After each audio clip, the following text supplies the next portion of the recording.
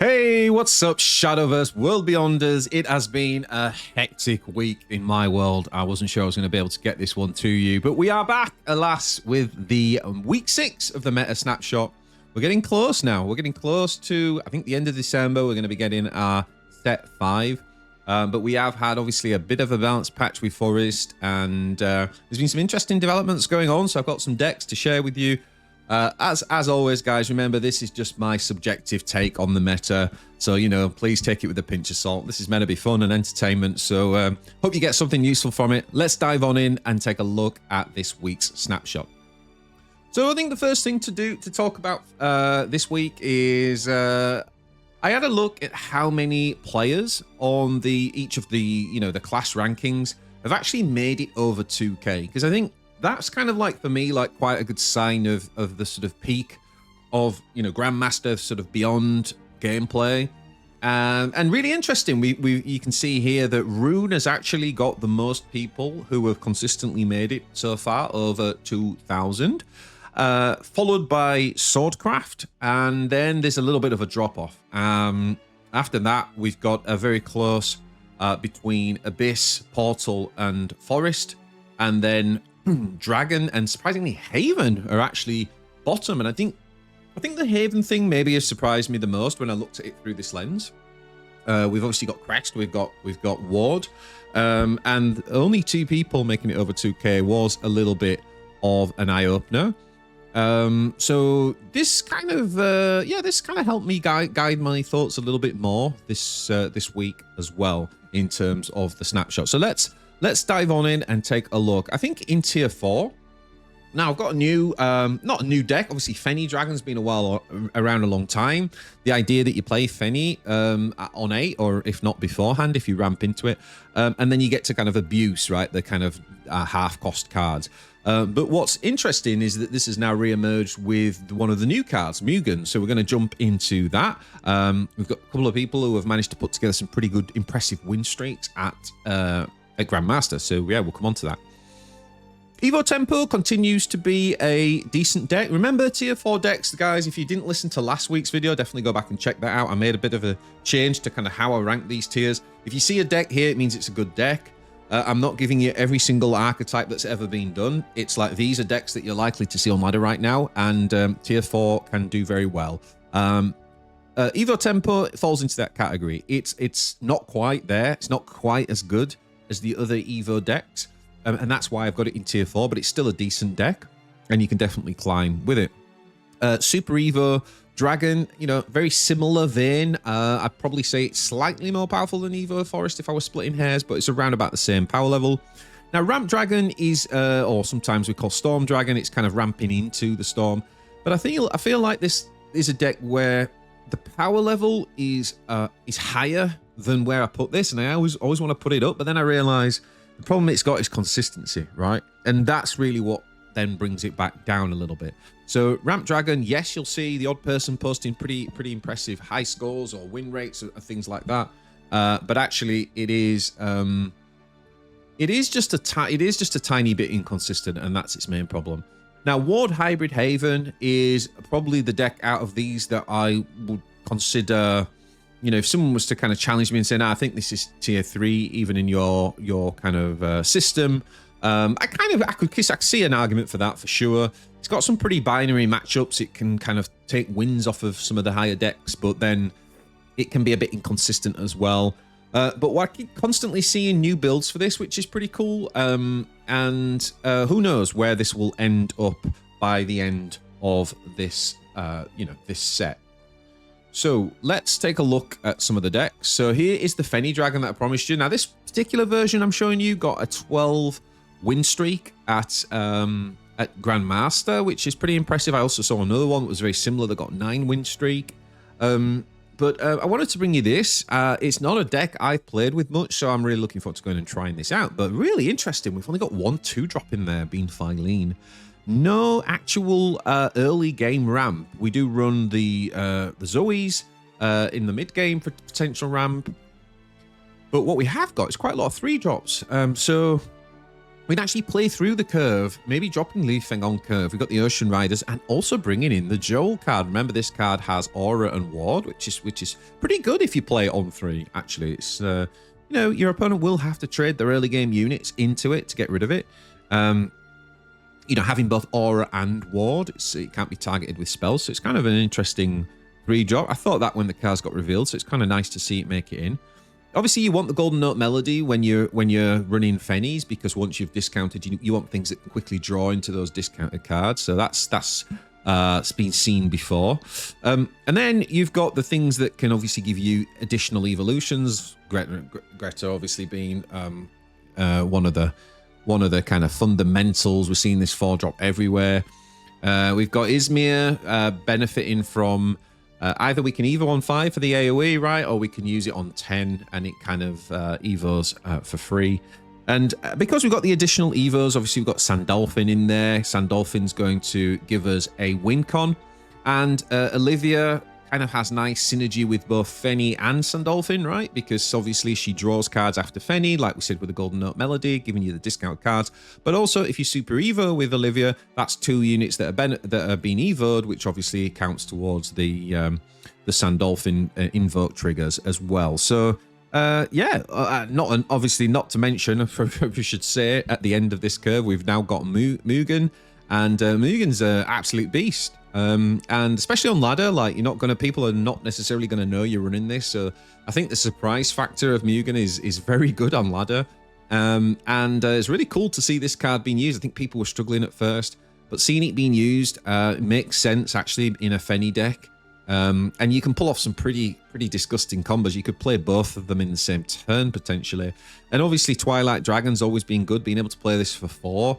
And clearing everything, including barrier units, dealing with, Norman boards and all that, and sort of Aether boards and all that sort of stuff as well. So really cool deck, really cool deck. I'm really looking forward to. I'm definitely going to be playing some more of this this week and trying to get into it because yeah, I'm really curious to see how it plays out. So next up we got Evo Forest. So this is a deck that I believe I got from Toby, been following his kind of practicing and testing. He's been testing lots and lots of different things. But there's a couple that really landed for me. I think this version and the Lionel version, which I made a deck guide on. So if you want to go and check that out, that's on my channel now. And I think those 2 versions were the ones that when I certainly tested felt best. What I like about this one is the really strong early curve, giving up on some of the Cynthia cards, and really going in on those early units. And what I found is that you can quite often get quite a lot of chip damage in with this deck.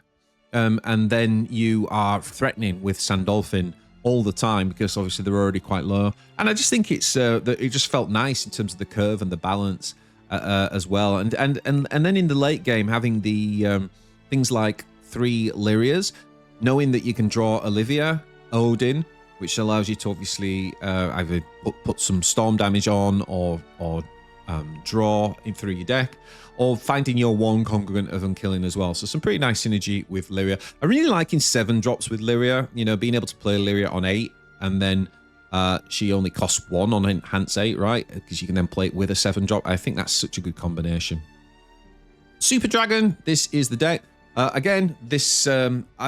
there's people are playing around with different versions of the archetype, but this is kind of like, this is pretty standard. I've been playing around with Katarina a little bit. I had sort of mixed success. I do think Katarina is a very good card in these Evo versions, and I'm even seeing Katarina making it into a sword deck now. I saw Spices was playing that literally, I think, today as we speak. So I haven't had time to pull that deck list together for you, I'm afraid, but definitely interesting Katarina in these Evo builds. So you can weave that in there as well, but this is kind of the standard shell that you'll see. And then we've got the Ramp Dragon. Now, this one did get, that I'm bringing you today, did actually get an 11 win streak at Beyond, which is pretty fascinating, especially because you see that consistency approach with the triple Willness and triple Genesis Dragon. I mean, some people might think that triple Genesis Dragon's just a bit too much, but when you're running triple Zoe, right, when you think about it, like the ability to either guarantee that big finisher or stall out with Zoes, so you can play like 1 or 2 Zoes on 10 and then draw into your Genesis Dragon and then win anyway.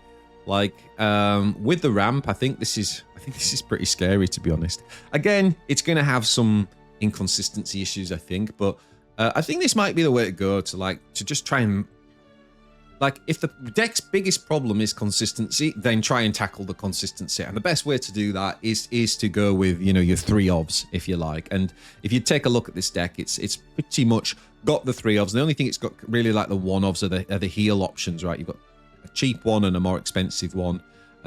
I'm not even sure about Neptune, if I'm honest. I could see that being an Odin here because you're not even running the 5 drop. But I mean, look, I didn't get the 11 win streak at Beyond, so I'm sharing the deck that did. That's just my opinion. Moving on, we have got Ward Haven. I'm bringing you the Career Open winner from last weekend because it's tried and tested. But I do think I'm seeing some really interesting stuff. I saw a version that was running double Salefa, giving you the AoE, and what was the thing that they added that I thought was quite unique?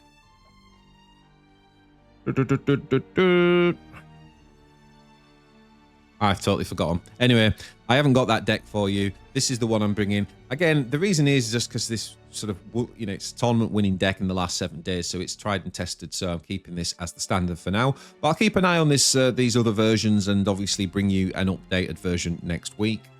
So let's take a look at tier 3. So we obviously got the changes to Rose Queen, and I do think that she is able to be played in several different decks, including 2 that I'm going to bring you today. The one that I think is like a pure Rose Queen, I'm putting it around tier 3 at the minute, towards the bottom of tier 3. Maybe it will prove to be higher, but remember the opening stats that I showed you so far, we've only got 9 people over that 2k threshold. So I feel like tier 3 is okay for now. I'll show you the deck list in a little bit. I think Egg Portal's fallen down a tiny bit, even made some to a degree because of decks like Rose Queen, right? Like Egg Portal doesn't like OTK decks when it's trying to sort of drag out late games and stuff, but it's still a very, very powerful. It's one of the more powerful control decks. And I do think I underestimated Spell Boost a little bit. I think it was a bit hard last week putting it down in tier 4. I don't think it's at tier 4. I think there's actually 2 versions as well. I'm going to show you a Parachan's version today, which is really cool with the new Wamdus card. But you can run a more classic version. I think both of them are still probably, you know, a respectable tier 3 at least. So putting Spell Boost in tier 4 was probably a little bit like, you know, I don't know, recency bias or something. Crest Haven has fallen down a little bit for me. I think seeing that those stats of only two havens that are over 2k, maybe I was overestimating it a little bit.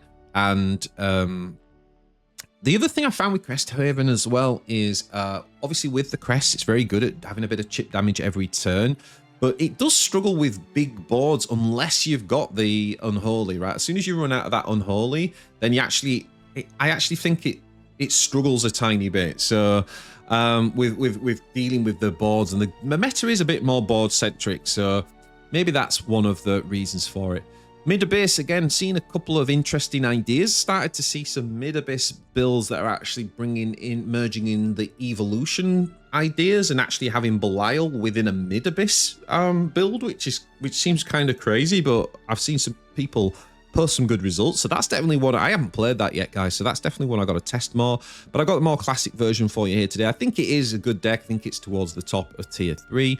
And then Evo Abyss, we've talked about loads on this channel, got deck guide up. I think this is a cool deck. I think you can play it as a kind of tempo version or a more control version. The control version is probably the one that people have had, like at the very top of the meta, had the most success with. Yeah, it sort of bounces between bottom of tier 2 to top of tier 3 for me, this one. And I think the main reason why it's in tier 3 is that the mode versions that merge a bit Evo in there are probably better. And that's probably the version that's deserving of a higher rank. But this is definitely strong, don't get me wrong. Sometimes you lose matches where Belial's about to kind of go off and win you the game next turn, and it feels like 1 or 2 turns too slow. But that said, it has got a lot of heal. It's a very good deck, guys. I'm not gonna lie. It surprised me, Evo Abyss, like how good it actually is. So this is the Rose OTK version that I'm bringing you. This actually is at YN9P's version that he hit Beyond and got a 12 win streak at that level, which is very impressive indeed. And I love the fact that we've got the, is it Cow and Yao or Ku and Yu in there for the heal at 7 cost. And what you can see here is just lots and lots of draw, right, with the hamlets and the garden lures. And that allows you to kind of control your hand, right, and get rid of things like if you're getting towards turn 9 and you're going to roast Queen next turn and you've got an extra Glade or a Cruel or something expensive that's basically not a 1 or a 2 drop. You can just use your Garden Lure to kind of melt it, and that can kind of free up your hand. And especially if you've got like Titania, if you've got her crest down, which is putting a free fairy in every turn. So, and you can see here a huge weighting of 1s and 2 drops in the deck. So even when you're drawing every turn, you're like, there's like at least a 50% chance pretty much that you're going to, probably more, that you're going to draw a 1 or a 2 drop. And then on top of that, you've got some of your 1 and 2 drops here that create additional 1 and 2 drops. So this, you know, in theory now, the Rose Queen deck is absolutely there. And, you know, who knows, a pure Rose Queen version maybe is actually deserving of being higher than 3. So let's see how well the stats progress as we're, you know, it's only week 2 in this season. So let's see if Forest end up with a lot more Rose Queens surfacing to the top of the meta. But this is a very cool deck. So shout out to YN9P. And yeah, go and take this one for a spin. There is the QR code. Next up, we've got Egg Portal.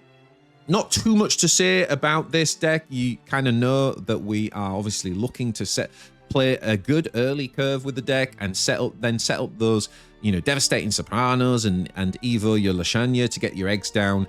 And then obviously Beelzebub is very, very good with eggs. It's just a little bit slow with setting up, but you know, if you can get a bit of early chip damage, you Beelzebub and your eggs are now doing damage, and then you can kind of like Odin or even Ilsa is capable of doing 4 damage straight to face, which obviously would be 5 with Beelzebub.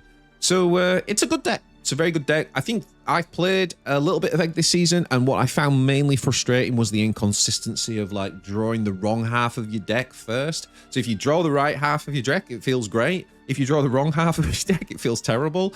And that's kind of like the main thing that holds it back, because when you draw the right half, this deck is very powerful. Like I would say potentially even a tier higher if you could guarantee that consistency more. This is the Spell Boost Rune deck that I wanted to bring you guys. Now, this is Parachan's deck, and it is very cool. It's a Spell Boost deck, but it's got some of the new cards in, right? We've got the 1-drop here, the Surfame, which basically allows you to Spell Boost at the end of the turn. And if this thing is like evolved, then it Spell Boosts in alignment with how big your attack is, basically. Which is pretty cool. But obviously, what you'll notice here is the amount of spell boost spells that we've got. And so that allows us to get things like the Blaze Destroyers down to be dirt cheap, if not 0. And the Womdus is just insane, right? Because this thing just gets bigger and bigger. Don't be fooled, guys. The 0-1 stats are not what's going to be played. This thing can be like have 23 attack, like because it grows with every spell boost. So you end up having these turns where you basically play out like Anne and Greya with 0 cost Blaze Destroyers and then a Womdus or something. And you just have this massive board. And of course, if you Super Evo Womdus, you then give barrier to everything to your board. So you can just end up getting your opponent to just concede straight up on the spot, because they're looking at this board going, you've got these units that are like 8 6s and 19 attack unit Womduses that have all got barriers, and it's like what he's supposed to do. And that's before we even talk about this the oh so cheesy decline. It hasn't gone anywhere, guys. It's right there. And of course your standard Q1 into decline after your demonic calls. That combo's all still there, where you end up doing a shed load of damage and burst as well. So this deck is very powerful, guys. Get your head around the tricks, and it's there for the win. So there's the QR code. Next up, we have got the Crest Amulet deck. And again, I am showing you a deck that did actually reach the top of the Haven class rankings. I'm keen to see, as I say, if we get many more, certainly surpassing the 2K barrier from Haven. I'm really surprised we've only seen 2. But this is a really good deck, obviously making use of Rodeo to pull out the amulets. And then, you know, having that consistency. We talked about consistency earlier, right? And that's one of the cool things with a card like Rodeo, you know, thinning your deck it does allow you then to make sure that you draw into all of your key tools, right? And you have got some key tools in here. We've got the luminous sensors for the heal. We've got the temple, which can be in certain key matchups can be an important heal, and obviously things like your unholy vessel doesn't need any introduction.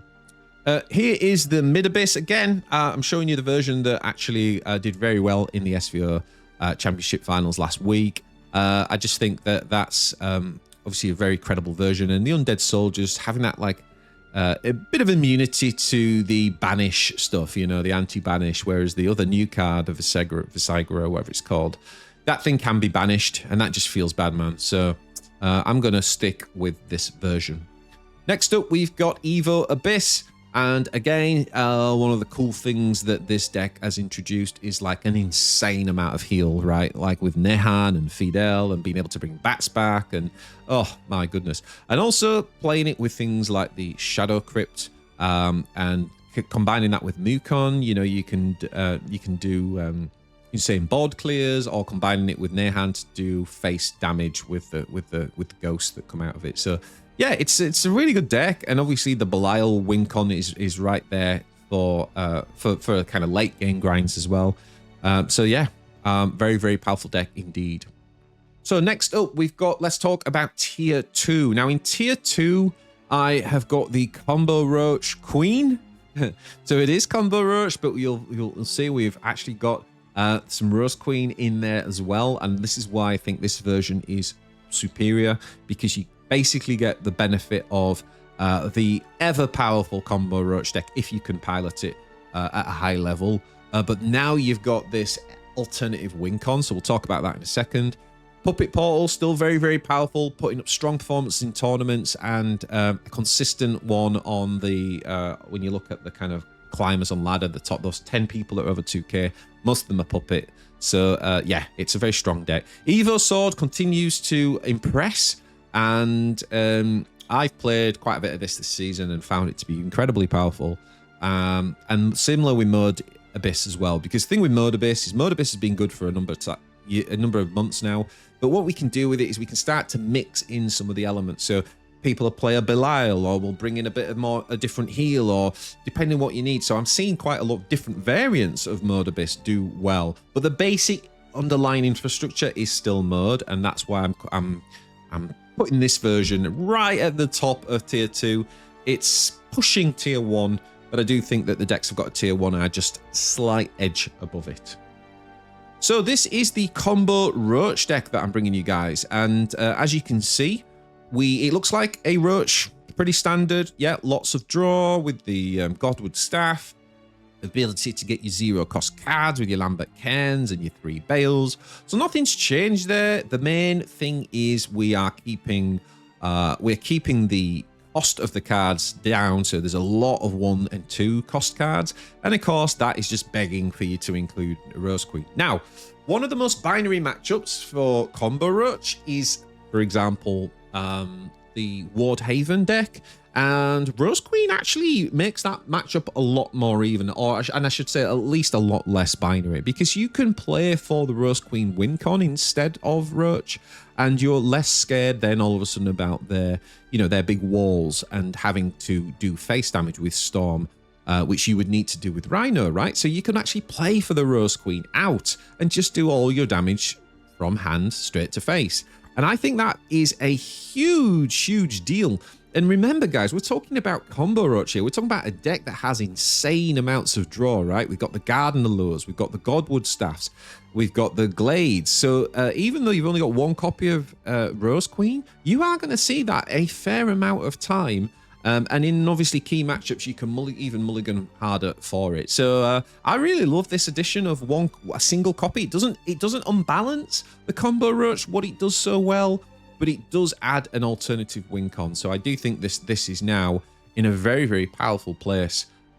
Again, I would say it's a deck you need to spend a lot of time mastering, though, because there's a lot that can go wrong with this deck if you don't know what you're doing. Next up, Puppet Portal, and again, I'm seeing lots of different versions of Puppet Portal, but the main thing this season is the Beelzebub coming in, right? Being able to put our opponent on that horrible ability where every time they take damage, take an extra 1, and that just makes Orcus absolutely disgusting. So basically, it's the same game plan as ever. Nice early curve into Orcus for the win. But if you're playing against something that you feel has a lot of heal and can recover from that standard plan, that's where you can kind of go, do you know what? We'll just chill a little bit. We'll get the Beelzebub down first, and then we'll go off and explode. And usually, people just can't deal with that. It's just too much. This is Evo Sword, and talked a lot about this last week. Yuri's version, it won a tournament and hit rank 1. I have to say, guys, that Golden Knight is becoming a card I am absolutely loving, and I actually ended up running 3 copies of Golden Knight and only 1 Amalia, and I was much happier with that. There are cards in here that you can kind of play with as well, like the Knightly Ardor. That can win you games because you can get like a double attack with it. You can get emergency heal with it. But it is a card you could drop. I've seen some people run a single copy of Albert. But for me personally, I do think that this is a really cool deck. It's very relentless, just wave after wave after wave. I really love the Golden Knights, especially because we have got the Lyrias, right, which can draws the Golden Knights really consistently, and that is access not just to board clear but also to heal, remember. So that's personally why I've been enjoying 3 copies. But you know, I didn't win a tournament and hit rank 1 on Sword, so I'm going to bring you the version that did. And here is the Mode Abyss version. As I said, there's quite a lot of versions of this. I'm currently just playing some mode at the minute, and I'm actually running a version that has 3 copies of Belial in, so that's kind of interesting. It's like it's a bit slower than the standard Evo Abyss with the Belial win con, but it means I have the Belial win con quite reliable in a mode shell, so it's kind of interesting. But again, this is a tried and tested, proven version that reached the final of the SVO Championship last week, so definitely go with this.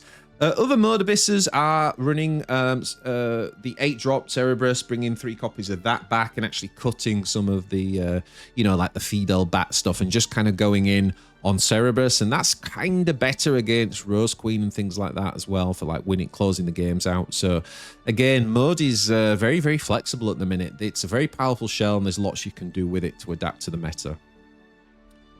So that brings us to tier 1, and guys, this week is Loot Sword and Earth Rune. Now, I feel like this is not it. I've shown you the wrong version. That is not it. Don't worry, I've got the right version coming after this. Let's just jump into the 2 decks and I'll show you how the final rankings look. A little bit of a technical error there. So I've actually put Rune above Loot Sword as the #1 deck in the game right now. I think that Loot Sword is, I mean, you could put a hair between them, but I did show you that 39 people have got over 2k with Rune. It's definitely a bit easier to play. I think Loot Sword is actually not an easy deck to pilot correctly. It's very powerful. Maybe it has the highest power ceiling, but it is harder to pilot at the highest level. It's all very precise, needing a good understanding of the different levels of damage that you can do and piecing them together. There's lots of ways to do face damage with this deck. And this is Rika's version. And 4 or 5 of the top Japanese pro players just ran a best of 3 series. And Rika kind of came out doing very well in that series. And this was the sword version that he ran.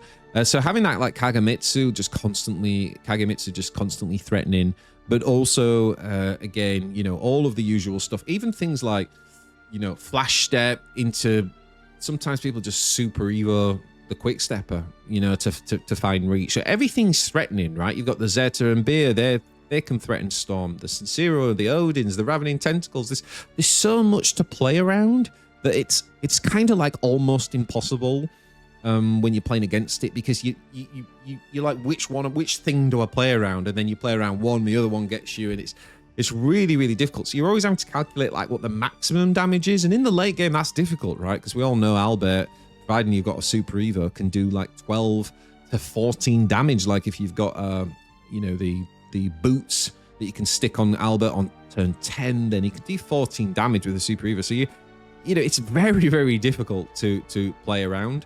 And even when you heal up against them, they got things where they can just chip you down, do another 5 or 6 damage, and it puts you again in that kind of zone of anxiety of, well, has he got lethal now or not?